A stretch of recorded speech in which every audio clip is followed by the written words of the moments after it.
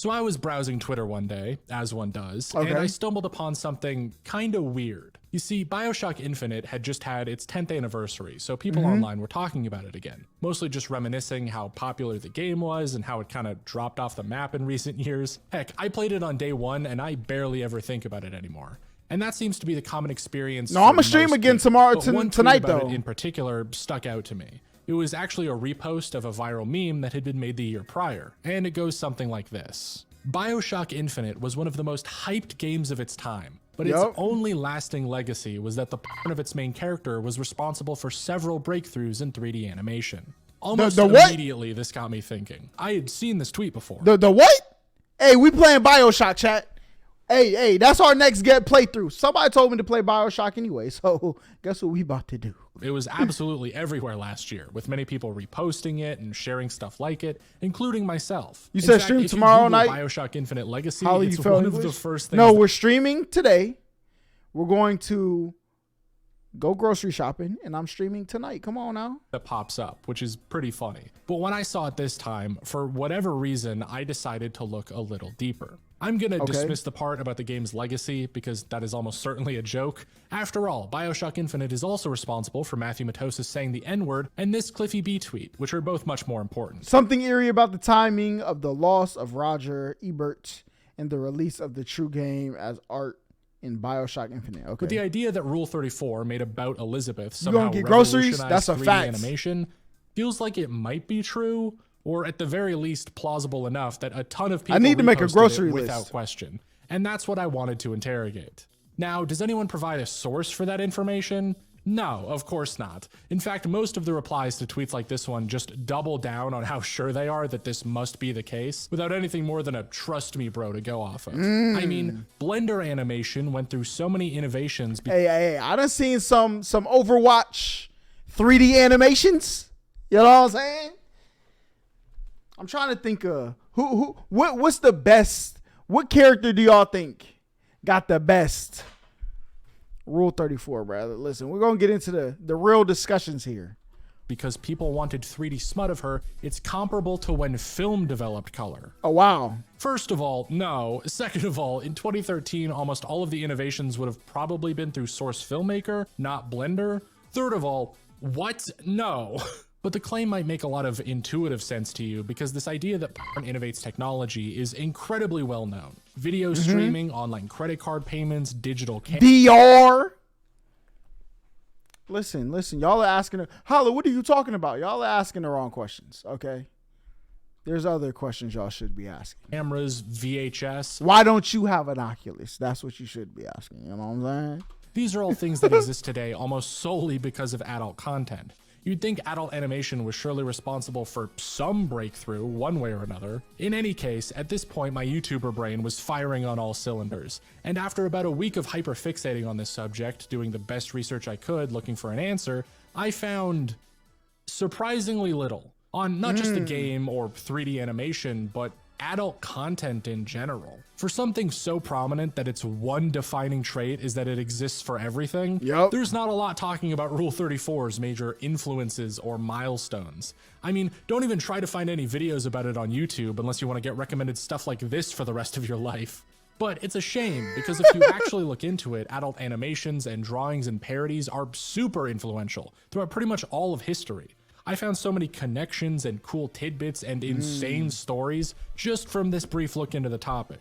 And I'm not sure how many people know any of this. So if you're watching this video entirely to learn if BioShock Infinite did actually pioneer animation technology, don't worry, I'll get into that. But I also want to go over a brief history of Rule 34 itself, because it's way more interesting than you might think. BioShock Elizabeth theme.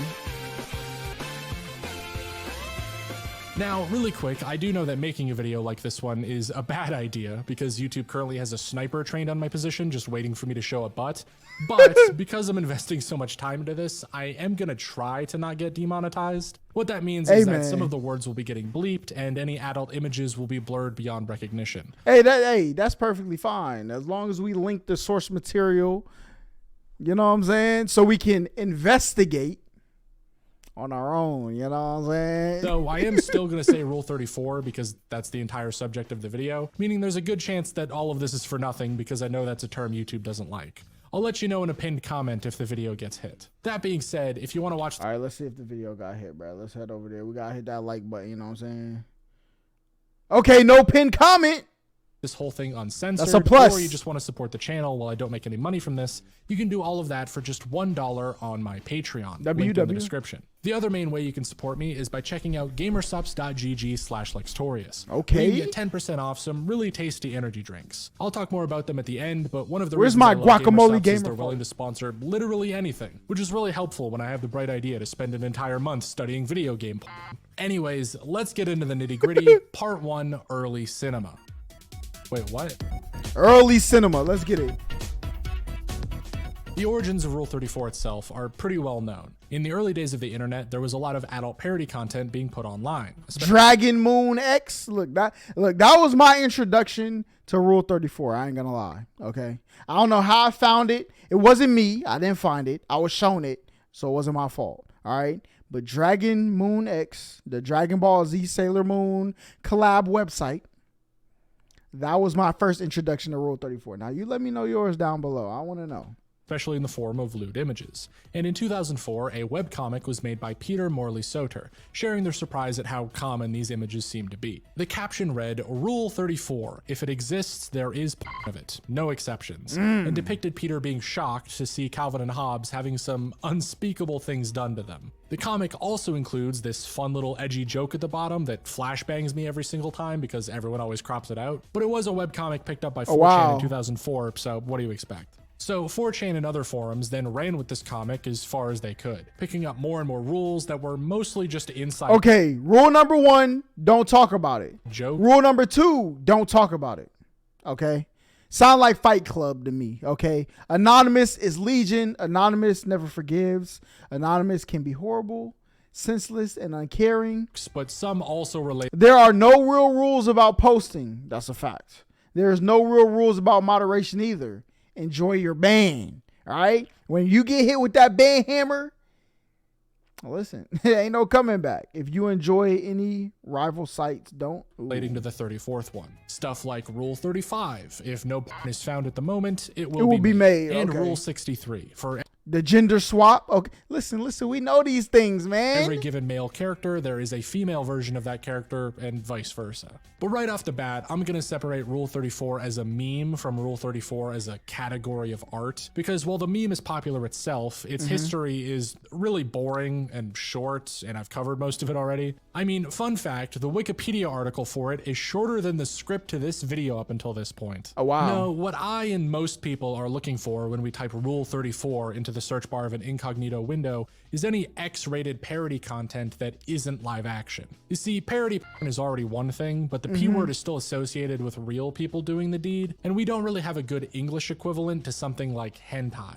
So if someone outside of Japan makes an adult drawing of a character, there isn't really a good term to describe it, besides cartoon, which just sounds weird. And all of this just kind of led people to call any non-live action Western erotica Rule 34. The big distinction still being that it has to be based on a pre-existing character, though some people will ignore that too sometimes. Original Either way, content. if you're talking adult parody content, that has existed since forever. If you want a fun example I got off Wikipedia, there's actually a pretty well-known case of people in the 18th century making these lewd pamphlets about Mary Antoinette and other nobles as a way to make fun of them. And these things are explicit. One of the more famous ones, titled The Royal D***o, includes such great lines as, "Oh rage, despair, my poor little p***, mighty queen, sorry I'm in my nightie, but Hercules was f***ing me in your antechamber. So why the daggers? Has some f***ing ghoul finally given you the clap?"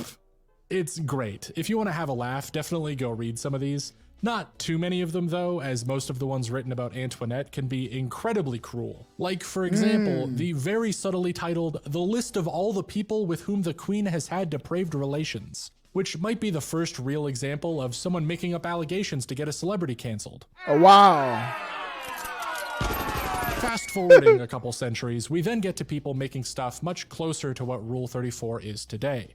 That being adult parody comics called Tijuana Bibles. These were Tijuana Bibles in the 20s that took everything from popular newspaper comic strip characters to prominent figures like Al Capone and put them into raunchy situations. Some of them almost as absurdly funny as the Here, honey, go pound sand. Okay. Marie Antoinette pamphlets. You might have seen one of these prominently featured if you've ever seen Watchmen, since there's a scene in it with one of the characters reading one made about them. And if you're curious, the name Tijuana Bible just comes from this myth that they were made in Tijuana, since to this day nobody really knows where they came from. Though, interestingly enough, these little adult books would morph into a much larger underground comic scene in the 50s to 70s. Because in 1954, the Comics Code Authority was formed to regulate unsavory material, which was widely regarded as a bad move, and turned a fun little game of looting Betty Boop into an underground counterculture movement fighting against censorship. This comic scene, now spelled with an X, was somewhat mixed in with gay rights activism and punk subcultures, having a major focus on satirizing existing cartoons and prominently featuring sex, drugs, and anything else the Comics Code Authority didn't like. Oh, wow. And on top of being the direct inspiration for a lot of more mainstream works, like the animated sequences from Monty Python's Flying Circus or the entirety of Howard the Duck, the scene also led to the first X-rated animated movie, Fritz the Cat. Directed by Fritz the Cat. Chat, we have homework. We need a review done on Fritz the Cat to see how far we have come in this category. Okay? Ralph Bakshi, probably most famous for the 1978 Lord of the Rings movie, or that one time they dunked on Corridor Digital for their shitty AI anime video. Fritz the Cat took the underground comic strip character of the same name and had them, as the BBC so eloquently puts it, attend drug-fueled steal guns from corrupt cops, set his college on fire, find himself in the middle of a race riot, and blow up a power plant. Now, despite how many people on Twitter might call that based, the MPAA saw it as pornographic, hence the X rating. But it did become the highest grossing animated independent film of all time. That is crazy. Yo, what? You know how nasty you gotta be to make Fritz the Cat? Maybe people were supporting it for research purposes. They were like, I can't believe it. Let me see if this is really what people say it is. I can understand that. But highest grossing of all time, the X rating. But it did become the highest grossing animated independent film of all time, so who cares what they thought? Bakshi's underground animation would then prove to be a huge influence on basically everything ever. There's no proof of this, but almost every article you'll read in the guy links his success to the future creation of adult animated works like The Simpsons, Family Guy, and South Park. And much more easily provable is that his studio was one of the first places that animators like Bruce Timm, John Kricfalusi, and Andrew Stanton worked, who went on to create these little-known projects called Batman the Animated Series, Ren and Stimpy, and Finding Nemo. So yeah, some of the when you learn about the animation culture and how much people who work together like created these things, like I think like Dexter, Powerpuff Girls, and then like another show, they were all created by like roommates. That's crazy. The beloved animated franchises of all time can be traced back to people drawing cartoon characters having sex with each other back in the 20s. As a brief aside, at around the same time that Fritz the Cat was releasing, there was also this really interesting moment in copyright law.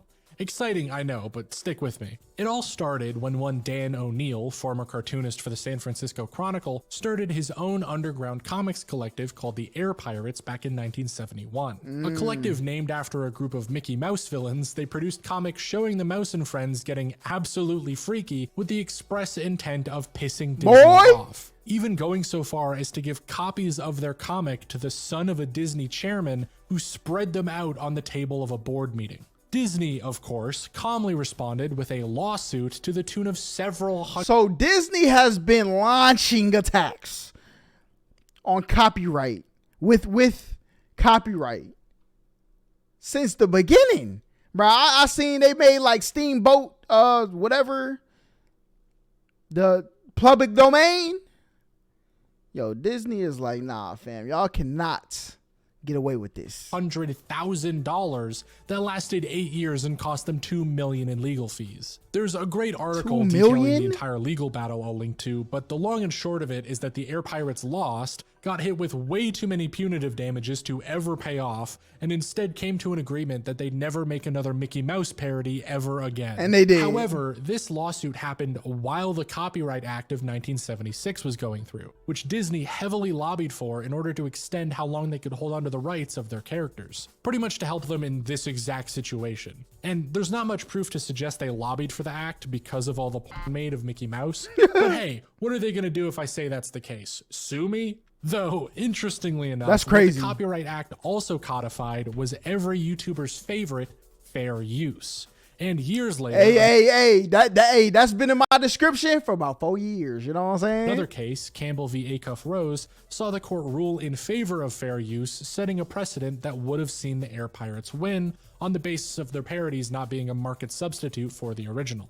That article that I'm taking this all from goes so far as to call in a copyright lawyer to weigh in, who said, on general principle, I would agree that the Air Pirates would have won under Acuff Rose, except that I think most courts are too sexually ill at ease to give Air Pirates fair use. Which is a very interesting little look behind the curtain, huh? That one of the main reasons a parody would lose in court is because it contained graphic nudity. If those Mickey Mouse comics had just been a little more PG-13, they would have set one of the most important copyright precedents in history, instead of Campbell v. Acuff Rose, which I'll now reveal to you was a lawsuit over a rap parody of Pretty Woman by Roy Orbison. Wow. Walking down the street, Though pretty while woman. Disney was exercising their iron grip on copyright in the West, Japan at the same time had a very similar scene that was unfolding. Doujins, which I've talked about before, just meaning self-published works, were huge in Japan in the 70s, having entire comiket conventions based around sharing people's fan-made doujinshi, That's which crazy. were often based on pre-existing property. Bro, chat, we have to go to Japan this year, bro. If not this year, early next year. It has to happen. I have to go, all right? And often extremely explicit. The amount of artists that got their start in doujins and would later go on to make official manga and anime is honestly too high to count. Even narrowing it down to hentai doujins based on pre-existing properties still leaves the list surprisingly long, despite how common pen names and aliases are. I mean, Nanashi started out with hentai of Naruto before making Nagatoro. Azumanga Daioh was made by Kiyohiko Azuma, who started their career with Sailor Moon parodies and whatever this is. Hey, I told y'all, the Sailor Moon parodies, boy. Then got the boy in the game. Ken Akamatsu made Cardcaptor Sakura and Revolutionary Girl Utena Smut before creating Love Hina, and my personal favorite, Kota Hirano, the creator of Hellsing, made hentai featuring many of the characters that would later get put into Hellsing, in a very rare case of the X-rated parody existing before the thing it's parodying. And while Japan's copyright law is technically a lot more strict than the US's, a lot of these adult parodies are seen as mostly fine, because Japan doesn't actually have any official equivalent to fair use, but they do classify doujins as something called shinko kuzai, a type of crime that only the violated party themselves can ever prosecute, meaning it basically operates on the trust system between the rights holder and whoever is making the doujin. So the letter of the law is still pretty strict, and there's certainly a lot of doujins that would violate it, but as long as you don't directly piss someone off enough that they go after you, you're probably fine. That's Most crazy. of the industry sees self-published works as a good thing, and the culture around doujin parodies is lax enough that most companies don't ever go too far. Well, most companies except Nintendo. Boy! Yo, listen, Nintendo be cooking with that copyright, boy.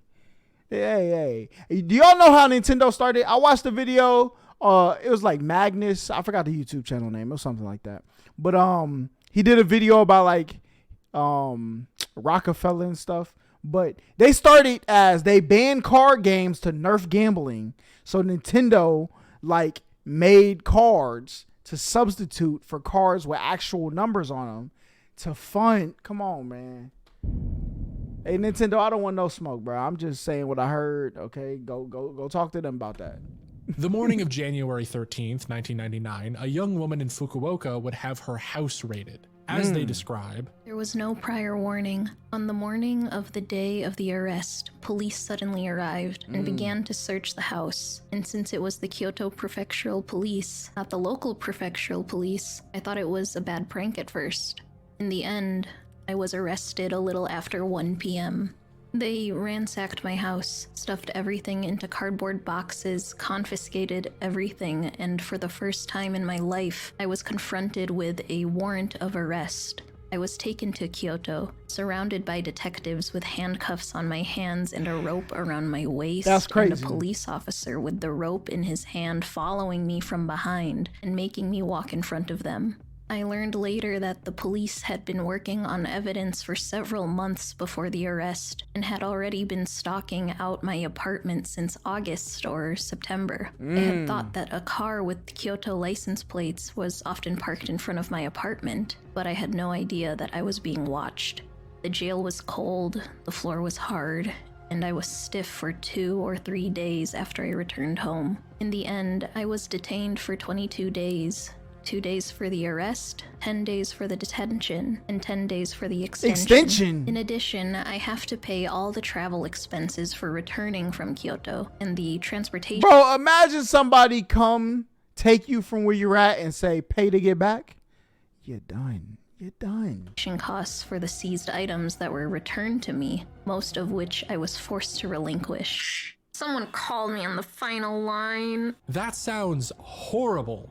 This poor woman had been followed by the police for months, raided like she was Pablo fucking Escobar. And then thrown in detention for 3 weeks before being forced to find her own way back home. All the while being reported on by every newspaper in the country in a situation that would seriously upset, if not ruin, most people's lives. So what did they do to deserve this? They made an erotic Pokemon doujinshi. That's it. Apparently Ash Ketchum and Pikachu get a little too friendly in it, but no, they weren't actually arrested for any problematic content. It was entirely copyright. Nintendo found out they violated their IP and just decided to skip any form of warning or normal lawsuit to go straight for criminal prosecution, which I don't think I have to repeat is incredibly fucked up. Nintendo said they took such extreme measures because this woman was selling her doujinshi via mail order, which they said worried them because children might have been able to buy it, which is a strange thing to say when Nintendo themselves had been licensing an official ecchi Pokemon manga for years at that point. Ecchi, what's that mean? It shows Ash's dick in Pokeballs. Nintendo also goes on record to say they weren't trying to make an example out of this woman. They were just trying to protect them. Yo, Nintendo might be, look, I don't know who's going to win in the war, Nintendo or the U.S. government. Look, I'm going to be honest. I have no clue, okay? I think it might be neck and neck. I don't know who to pick on the parlay, but that leg of the parlay might get busted. No cap. Their image. But I don't believe that for a second. They were absolutely trying to send a message. The same message that Disney was trying to send decades earlier. Don't you dare lewd our characters. And you know what? They were right. Since those major lawsuits, Disney and Nintendo's characters would never have Rule 34 made of them again. Until, cap, we know that. Come on now. I done seen Peaches, man. Actually, somebody retweeted some Peaches onto my timeline yesterday. Okay? It was a 34-second video, and I watched about 21 seconds of it, okay? I was like, dang, hey, Peach. I see why Mario ready to beat that monkey up. So this thing called the internet was invented back in the 60s, and by the year 2000, it was kind of a big deal, bringing the adult parody community full circle from it's so over to we're so back more than ever before. And you know the rest. Yada, yada, yada. Some dude made a webcomic after seeing Calvin and Hobbes exploring each other's bodies, and we have Rule 34 as we know it today. Facts. Some people might argue everything I've talked to up until this point hasn't been true Rule 34, since it is explicitly a rule of the internet. But that is why I wanted to separate it as a category of art and not just anything directly connected to the meme. Nintendo and Elon team up. It's over. Hey, boy, listen. Nintendo, Elon, and China's Tencent. Yo, the world is in the matrix. We're never getting out. All right. Explicit parodies being made skyrocketed pretty much instantly. If only because now anyone making comics for themselves in their bedroom could share it with the world and find a community. And two big innovations that facilitated that would be image borus and Newgrounds. The very quick summary of Boros is that some of the earliest forms of online forums were text boards, these public spaces where people could anonymously post whatever they wanted. The most popular of these being Japan's 2channel, created in 1999. Okay. However, as the name implies, these were limited to text only. It says, does this color seem familiar to you? Is that supposed to be like a 4chan color? I have no clue what this color is supposed to be. So with the development of technology came image boards, which should be self-explanatory. 2channel actually had their own sister image board, Futaba, created in 2001, unofficially called 2chan, which, as expected, immediately became filled to the brim with hentai and other anime-related images, and also later inspired the creation of 4chan in 2003, which became the most popular of all of these by a long shot. Though people on 2chan and other image boards at the time really wanted a place they could collect all those images, since the nature of image boards meant nothing was really permanent or easily searchable, so a user we only know by the name of Albert created an image archiving site with searchable tags, comments, and a scoring system, and they called it Danboru, after the Japanese word for cardboard. The website went up. Hold on, what did that say down at the bottom? And they called it Danboru, after the... Say it's pronounced dawn, but it's 2 in the morning when I recorded it. Shut up. Japanese word for cardboard. The website went up on May 17th, 2005, and people immediately started sharing all their... The website went up on May 17th. Hold on. Looking at view. Yo, chat. Look at these. Looking. Where is it? Looking at viewer. No humans. Short hair. Simple background. Upper body. Male focus. White shirt.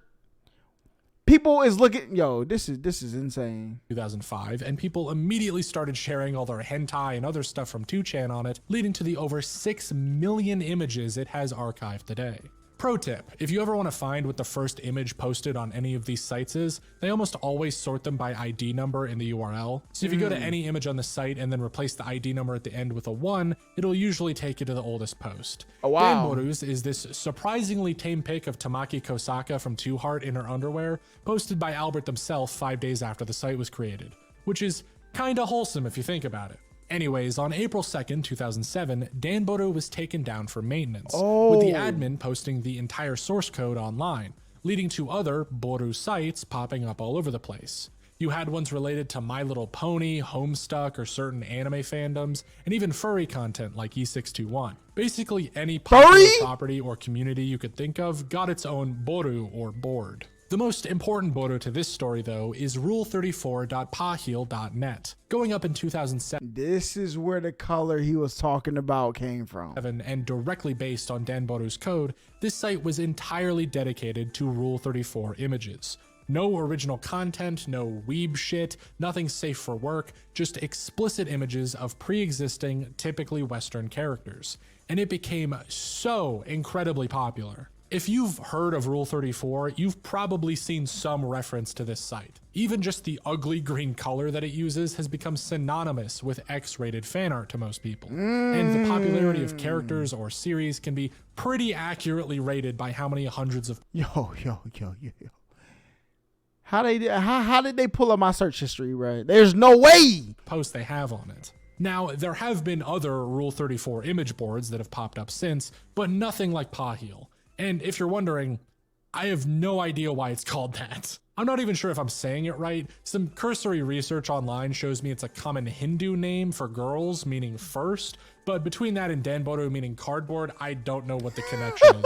Someone leave a comment if you do. What I do know is that one of the first images uploaded on Pahil, and I guess one of the first officially cataloged pieces of Rule 34 by extension, is Nikki Wong from famous Canadian kids cartoon 16.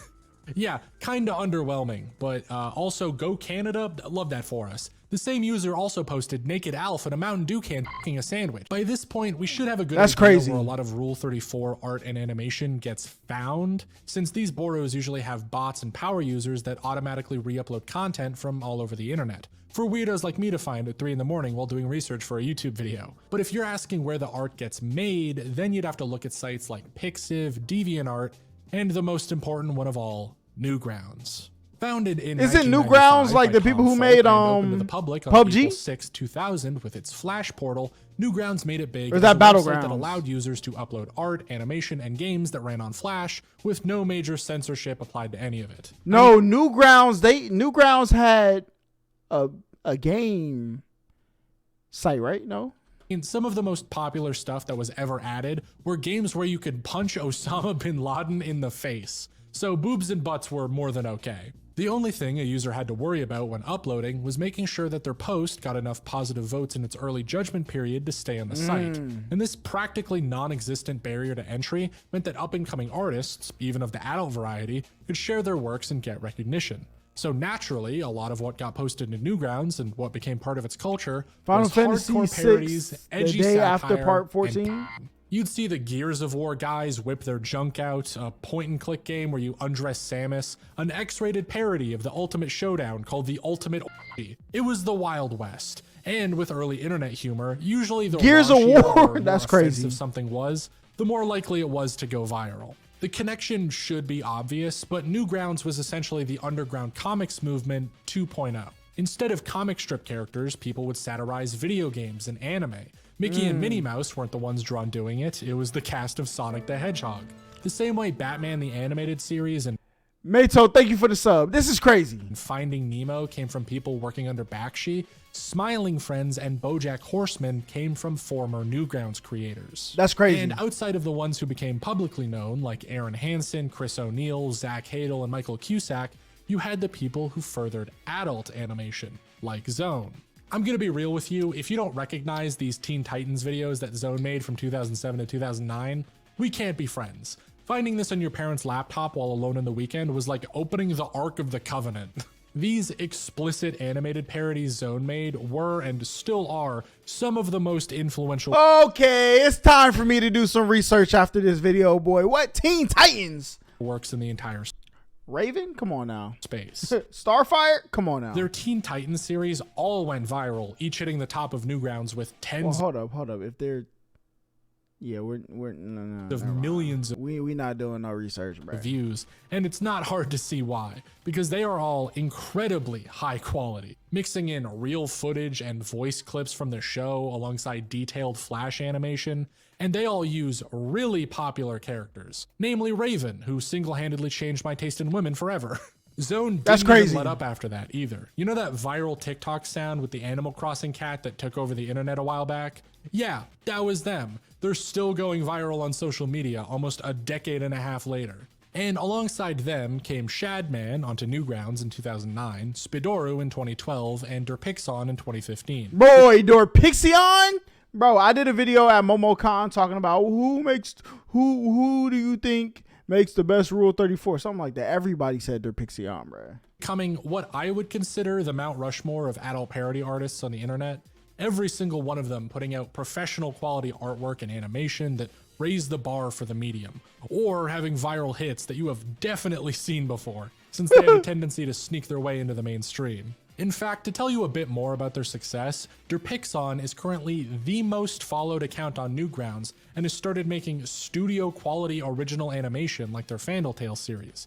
Spidoru then has over 1 million subscribers and 100 million views on their Safe for Work YouTube channel. And Shadman has a Business Insider article written about how they got arrested in California for assault with a deadly weapon. Oh, wow. So they're all doing great for themselves. Suffice to say, Newgrounds was the next major scene that completely shaped art culture as we know it, and Rule 34 artists were certainly a part of that. To drive the point home as simply as possible, I can guarantee if you can think of a prominent artist online right now, they've probably either submitted something to the Newgrounds portal at some point in their life, or they're heavily inspired by someone who did. Though, as you'll notice, all of the creators I'm talking about here specialize in 2D animation and artwork, whereas this video started off with me looking into 3D. So why don't I back things up and switch to the third dimension? Because there is a reason I didn't talk about it until now.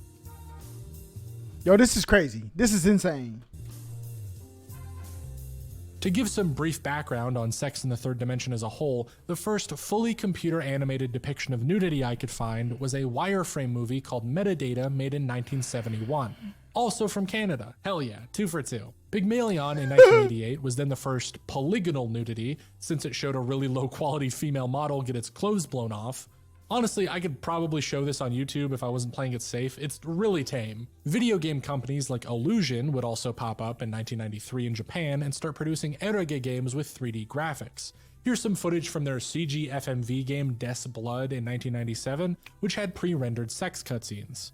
Though full CG porn didn't really take off until 2000, with Playboy's Dark Justice. A dark, that was an actual dystopian crime drama featuring a morally gray vigilante heroine who gets herself in steamy situations. This 20-episode television show produced by Playboy featured cutting-edge 3D graphics to show the hottest, most realistic nudity imaginable. Here's a clip. The stress, it's playing havoc with my spastic colon, Larson. Take a note.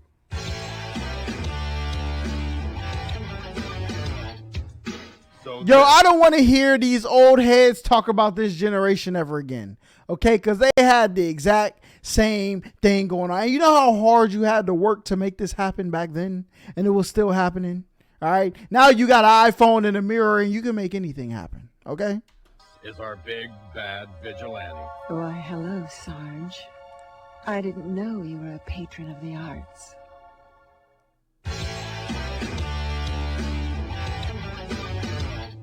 Yeah, that is a real show. And that is the highest quality clip of it on the internet because it was literally uploaded by the lead animator who said they were given 10 days to make each episode. Oh, wow. And it's up on YouTube for free if you want. They don't even care about the nudity because it's so low quality and bizarre looking, you can't tell what's happening. She wants to play games, huh? Hand me the nuclear bazooka. But, Sarge, that will kill everyone in the tri-state area. Hold on. Playboy's Dark Justice episode 1. But none of that is Rule 34. That is all original content. Rule 34 wouldn't really hit the third dimension until the release of Blender, an open source program made free to the public in 1998. And even then, it was sparse, because the whole point of places like Newgrounds was that early Flash animation was incredibly easy to pick up and learn. Anyone with a computer could do it. And even if you wanted to make more traditional drawings and animations, there were more options available to you than I could count. Here's erotica someone made about Zone using Flipnote Studio.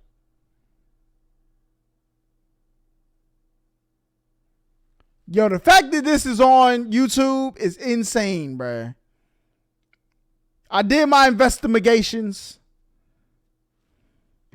I'm appalled.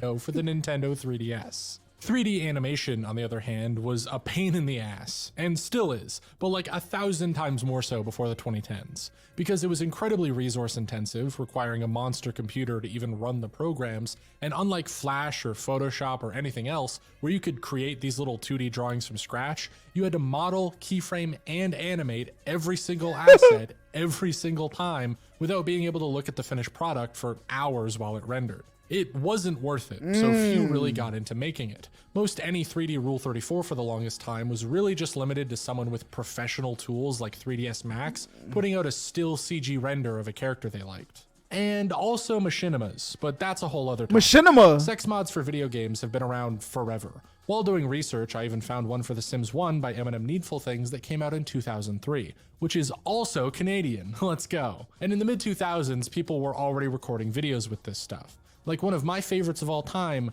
Juicy Bush. Your favorites?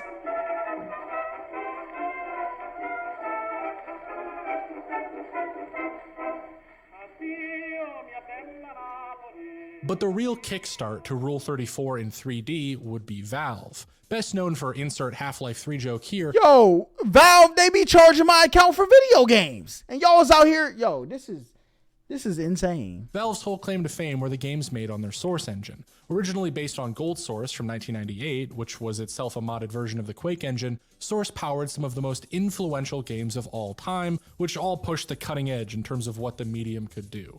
And Valve wasn't afraid to share this with people.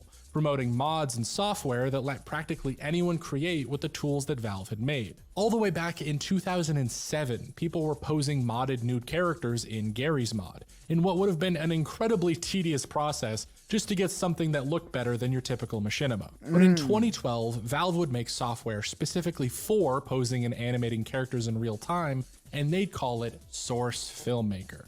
It's not an understatement to say that SFM is the reason 3D Rule 34 took off, because it lowered the entry level of professional animation to a degree that it could finally compete with something like Flash. It wasn't necessarily better than other programs like Blender. In fact, it had many limitations, but it was simple, way less intensive, and being on Steam meant it had access to the Steam Workshop, a free community hub where people could upload models, assets, maps, and more that you could download into your own workspace with the click of a button. Assets that you could get by straight up ripping them out of another game. Video games really Find bring real teamwork, bro. Just download their model, do a whole bunch of other stuff to them. I am skipping over the complicated bits, and port it into SFM. Or find an upload from someone who already did. Boom, now you can do whatever you want with them, and you could render out your final product in minutes. It should be incredibly obvious why this was huge for Rule 34. Within a month of SFM launching in June of 2012, someone had already uploaded animations on Paheel of Alex Vance and the Pyro from TF2 smoking some sausage.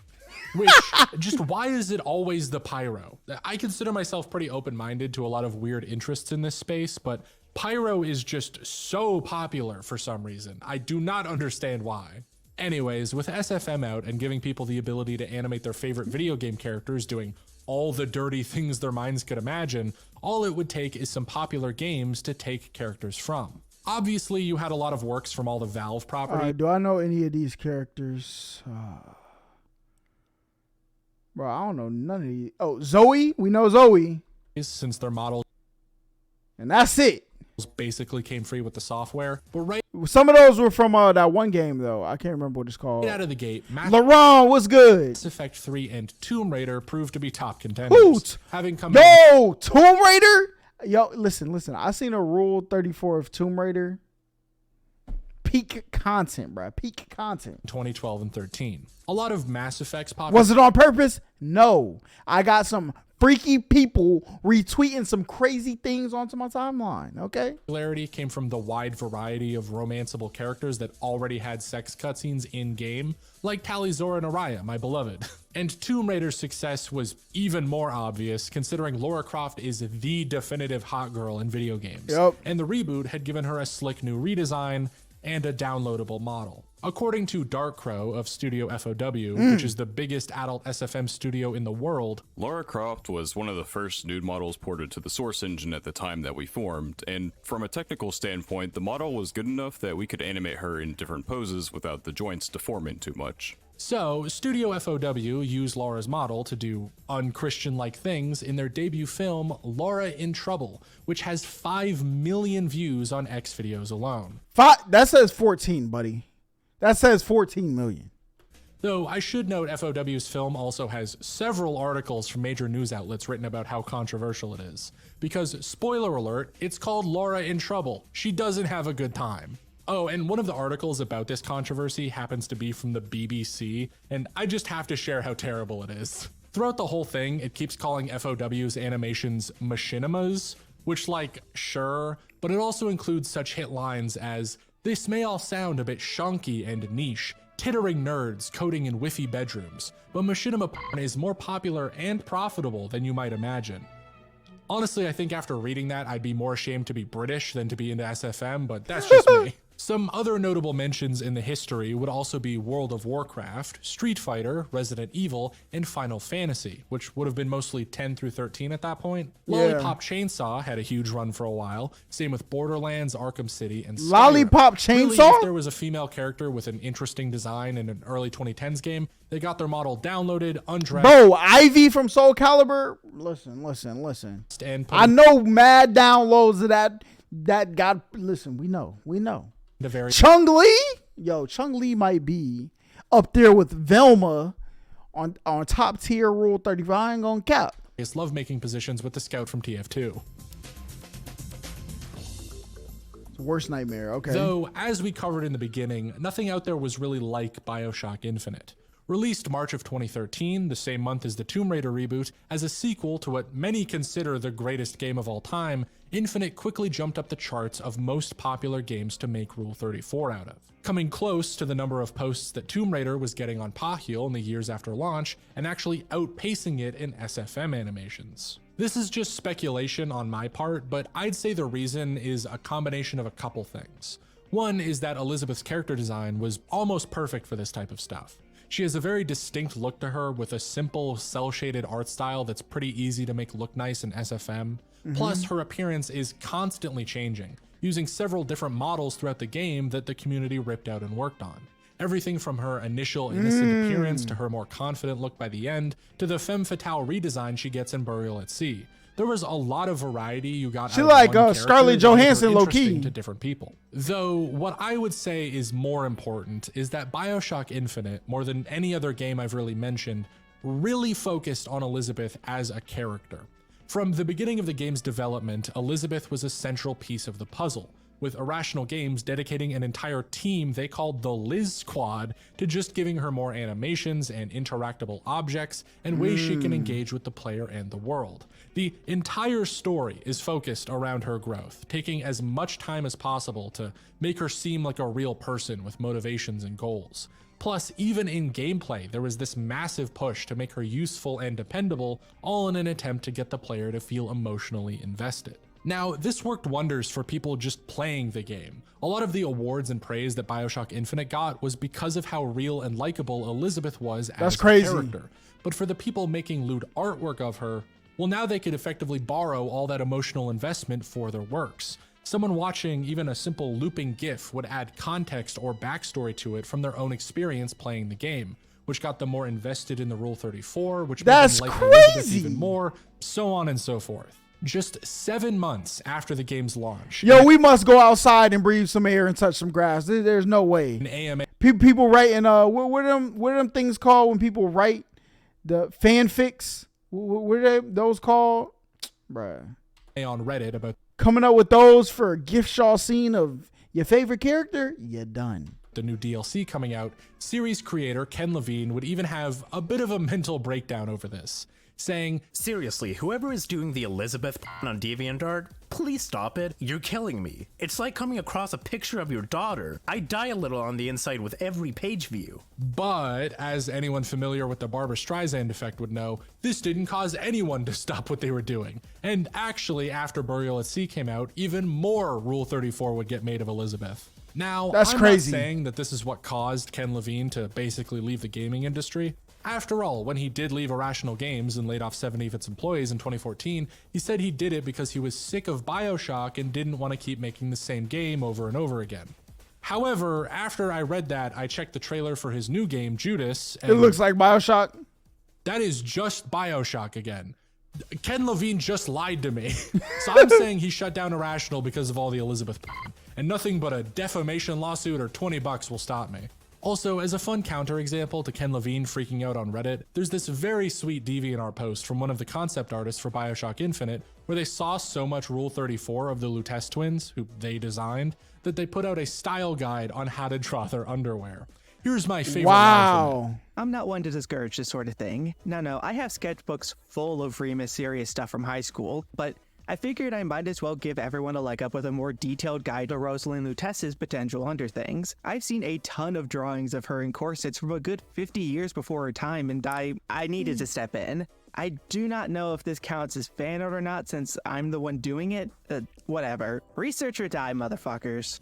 So, BioShock Infinite was a massive success, with massive amounts of Rule 34 made about it, that even reached the people making the game. Did it massively influence 3D animation? This part of the video was admittedly the toughest to do research on, because how do you prove or disprove something like this? I could pull up the user numbers for Source Filmmaker and show there wasn't a big spike around Infinite's release, and Blender's numbers don't really show any different. But Rule 34 is only a small portion of total users anyway. Okay, well, how about I tell you that from 2013 to 2015, BioShock Infinite had 1,500 posts made about it on Pahil. That's crazy. Effect had over 5,000, still outnumbering Infinite 3-1 if you narrow things down to stuff made in SFM. Does that prove anything? No. No? Okay. I would at this point go through individual 3D animators pages and try to find advancements that way, but this is where we get to why I never brought up Source Filmmaker until now. Most of the stuff made with it is gone. You see, despite me hyping it up so much, Newgrounds actually had this funny little rule regarding 3D animation. One of the major policies on Newgrounds since its inception was that you had to have created everything you uploaded, which seems fair enough. There were parodies and so you had to do it from transformative scratch? uses of existing copyright aplenty, but why not try to keep blatant content theft to a minimum? However, the way Newgrounds defined this was that if you made a 3D animation, you also had to have personally created every model and asset. Yeah, they say, look, we're only letting the real in, okay? Like, within it too. Having to create everything from scratch, that's how you get a Derpixion, because if not, people would have just been using other characters, you know, spicing them up a little bit, and boom. Which, as we just went over, most SFM animators did not. So most of it was banned from the site. In fact, still written into Newgrounds' terms of service is the line, "If you did not create the character models, please do not share your piece in the art portal. If you are creating your own models and your work is removed, PM Tom." Yeah, just send a direct message to the owner of the website if you want to post here. Surely that'll be quick and easy. He's probably not busy. This policy, combined with the Steam Workshop not allowing not safe for work content of any kind, meant that pretty much everything to do with adult SFM animations, and later Blender animations and anything else, had to exist in their own little bubbles of the internet. Most animators at the time pretty exclusively posted their art to Tumblr, Reddit, and other social media. Bro, Tumblr never got on there, but I heard. SFM Labs. Boy. Which was all right before Tumblr wiped adult content from their site in 2019, Reddit's video hosting site GiphyCat did the same in 2020, and Imager followed suit in 2023.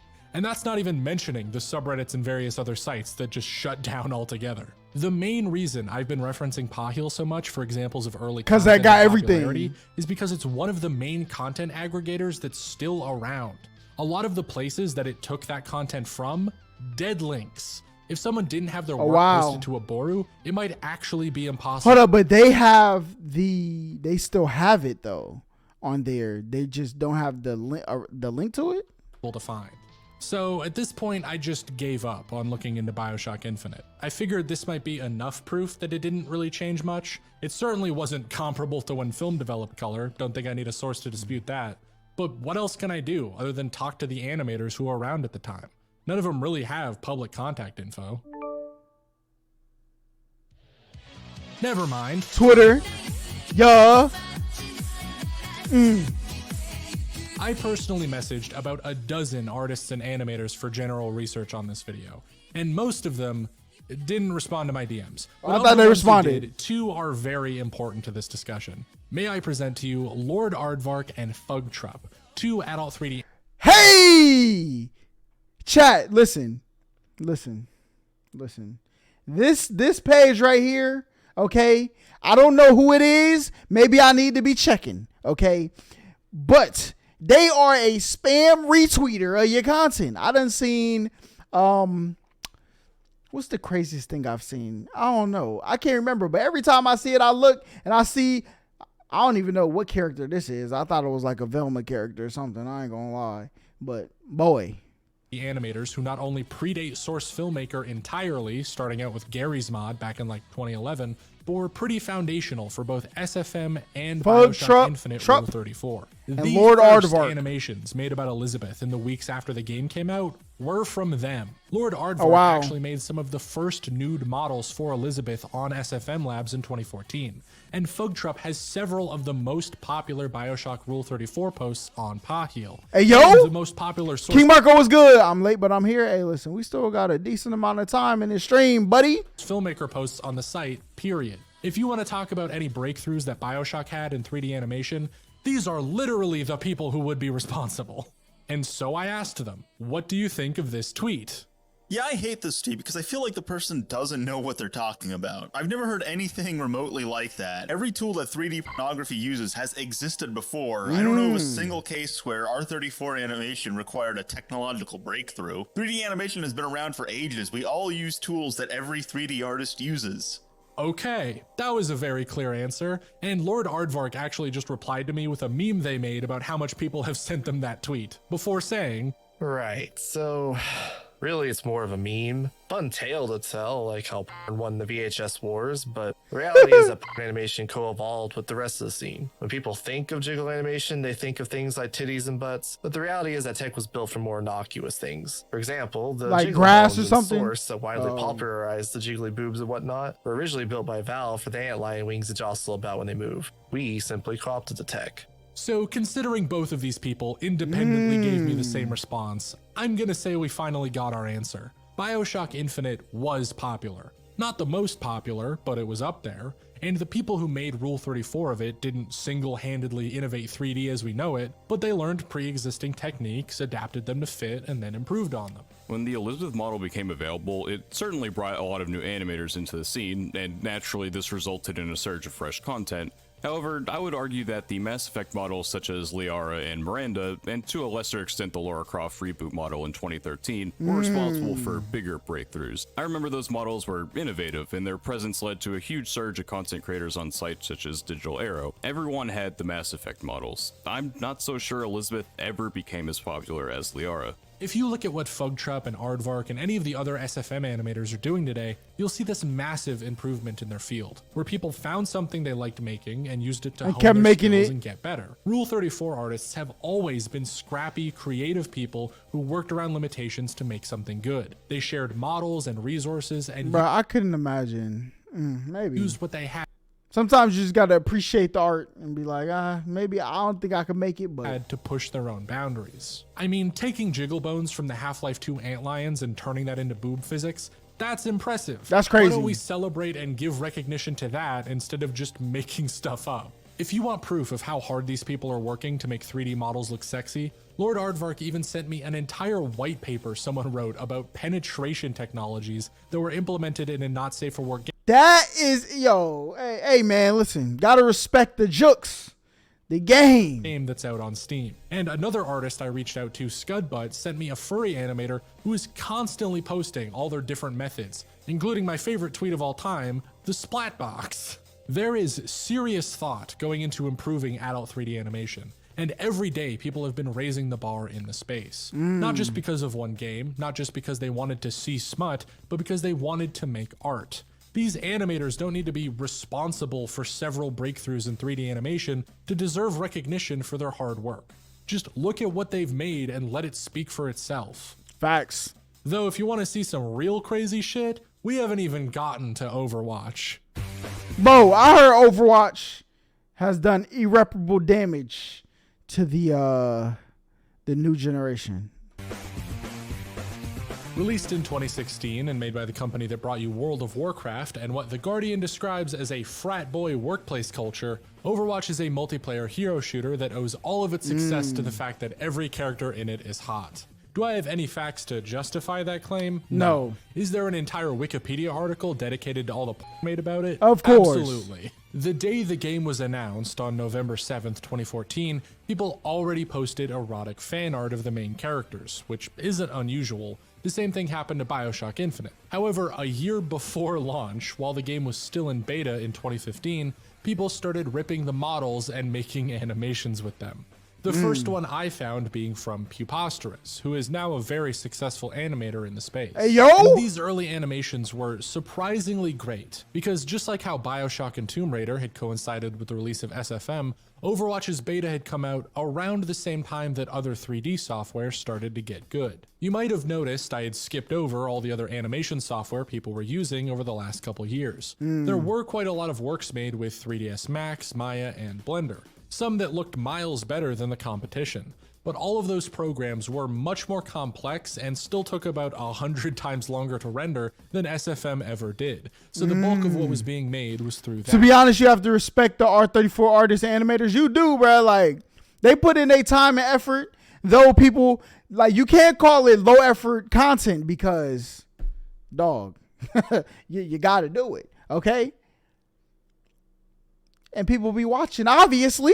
at. But as technology caught up, people's computers got more powerful and more artists just started the process of learning full 3D, SFM would get quickly outpaced. Blender 2.8, which would promise massively improved real-time editing, full physics systems, and a complete overhaul Real-time to the editing UI, is crazy. was announced the same time as the Overwatch beta.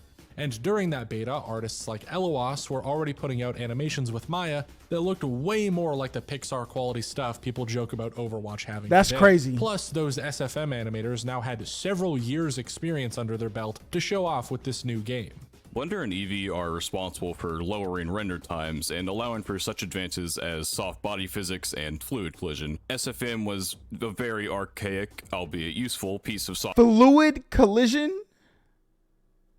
What's that mean, bro? What does that mean? Software, even when it was released in 2013. It was never in a stable state. Blender is continually supported and has received a lot of good updates over the years, making 3D easier than ever to make. It was this really seamless combination of this roster of very attractive characters with high quality models, with people learning more complex 3D software that allowed for better results, that led to the boom of 3D Rule 34 that we saw in 2016. It took less than 6 months after launch for more porn to be made from Overwatch than has ever been made of BioShock ever. It also became more porn to be made from Overwatch saw in 2016. It took less than 6 months after 6 months? Launch for more porn to be made from Overwatch than has ever been made of BioShock ever. It also became the 11th most searched term on the hub, period. That is hold up.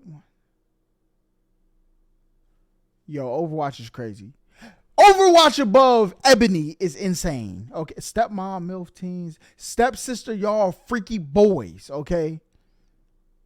Massage. That's in 2016, and in 2023 it currently has just about as many posts on Pahil as everything else made with Source Filmmaker combined. Again, it's tricky to prove or disprove this stuff, but if you want to talk about a game's Rule 34 having an impact on 3D animation, Overwatch blows every other game out of the water. It's not even close. I'd even go out on a limb and say that at this point, if there's any game whose legacy is mostly defined by Rule 34, it is Overwatch. Hey, Genshin Impact, get your numbers up, man.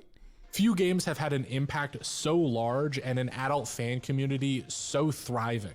You've got hundreds of thousands of likes on social media posts, tens of millions of views on animations, and the animators behind is that on YouTube? Media posts, tens of oh no, that's not YouTube. That's not YouTube. Of millions of views on animations, and the animators behind it are all making thousands a month on Patreon. The game in 2021 crossed over 60 million players, but the number of people who watched the Rule 34 easily dwarfs that, which Blizzard definitely did not like, since the company had a much more Ken Levine-esque outlook on parodies made of their game, similarly making Tracer the most popular character for Rule 34 after removing a victory pose they deemed too sexual, and going so far as to send cease and desist letters to prominent artists and websites, including Studio FOW, who I mentioned before, SFM Labs and other places that hosted nude models, and Pahil itself, which had to change the Overwatch tag to Blizzard some haters, to bro. Stay under the radar. Funnily enough, in the exact same way they changed the Pokemon tag after similar complaints from Nintendo. But any and all attempts to stop the smut train were in vain. With that full release of Blender 2.8 in 2019, the amount of 3D animators hit never before seen numbers. Crazy. As it became something much easier to Bro, I'm becoming an animator. Okay. That's it. Which Rule 34 am I starting with? I don't know, man. Up for yourself. 3D Rule 34 became sort of a mainstay in the culture that at this point has to be so popular I'm certain nobody watching this video hasn't seen it before. Just like the 2010s, games that come out nowadays almost immediately have people making 3D erotica from their characters. You had The Witcher 3 and Metal Gear Solid 5 back in 2015, Breath of the Wild and the new Resident Evils popped off on Breath of the Wild. Yo, the way they be doing Link in Rule 34 should be banned from the internet, all right? They got my man out here looking like he not saving the world. line. And you've probably heard this one before, but the Final Fantasy VII Remake even had so many animations made of it that during a Zoom meeting with an Italian senator, someone put one on display for a full 30 seconds before it got taken down. Risultati della ricerca medica e scientifica, insieme alla loro repentina accessibilità. That's we've crazy. Talked about people trying to fight this or just generally disliking adult art of their game's characters, but that isn't always the case. Back in 2017, around the launch of Nier Automata, there was a bit of controversy surrounding someone photoshopping the main character 2B's butt to have visible a hole behind her thong, which caused people to start posting that all over the internet. And mind you, this is already a game where the camera looks up her skirt every time you climb a ladder. This is a game? If you hold both sticks down, 2B will self-destruct and explode her clothes off. So the genius mind behind that mechanic and the whole game, Yoko Taro, went on Twitter to clear things up. You said people don't understand you can't stop the horn? Exactly, bruh. Saying, I've seen a lot of pictures of 2B's butt in the news, but it's a pain to collect them all, so I'd like them to be delivered to me in a zip file every week. God, I love this man. A couple hours after that tweet went viral, people even started actually sending him zip files of 2B Rule 34, to which he responded, "The internet is amazing." And it's that sort of fun engagement with the community that I love to see. Between that and the BioShock Infinite concept artist, it is really great to see people actually appreciate the work going into adult parody art. Bro, if I had a game and some fire characters, I'd be like, hey, look, do your thing, man. Get your bag. You know, let's run it up.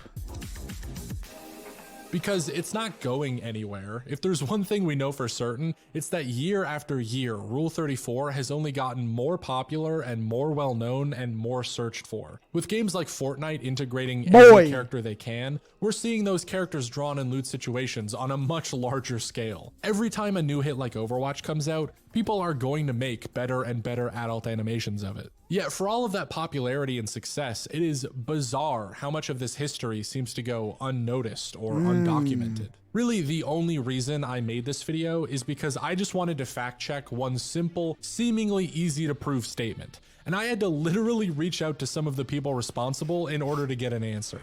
It should not have been that difficult. No hate to the original poster, by the way. It is a very funny tweet, and I'm not trying to make this some big takedown of what is obviously a honestly joke. This Rule 34 just makes the game more popular. That's what I'm saying, bro. Like, why would you hate? Like, that's a group of people. It's not like those people are not gonna play the game because they seen that. Like, I just thought it was, as long as it's not in the game and it's where it needs to be in adult places of the internet.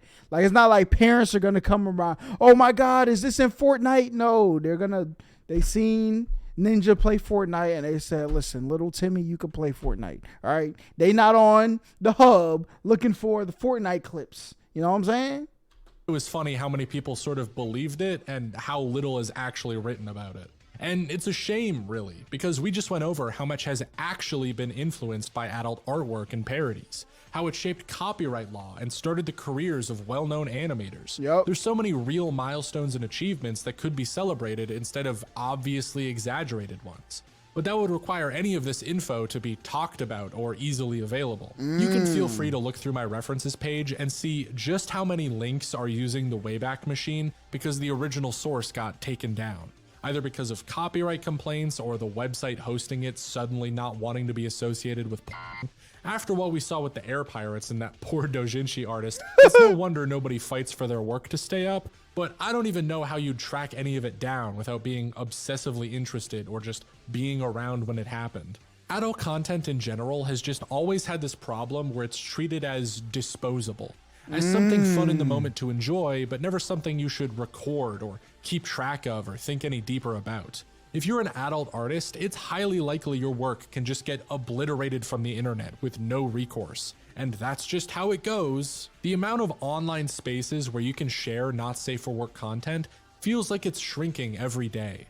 I mean, I opened this video by telling you it has a good chance of getting demonetized and kicked out of the algorithm for even bringing up this subject. Even though, to me at least, all of this is really interesting.